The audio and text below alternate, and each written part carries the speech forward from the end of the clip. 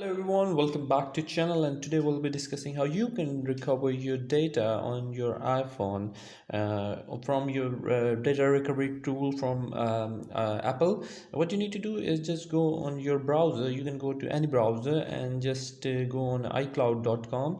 After going to the iCloud, just sign in your Apple ID. In my case, I have already signed in, so it knows me. And let me do face scan. It is signing in. As after signing into your account, you can see that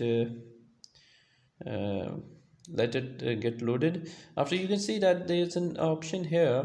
You can see your drive, your photos, and your mail and all other apps. You can just click over it and recover any data which you want, like from this.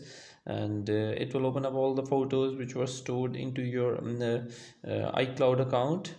And you can just recover it. Another option here is just tap on this option, and as you can see your data recovery option here, just go on data recovery, and it will store all the restore your files, restore your bookmarks or calendar details, restore your contacts from the date, like you have wanted to restore your contact from 6th February or like this. So that's how you can actually restore your data or your files from iCloud in iPhone 16, 14, 15, 13, in iOS 18.3.1.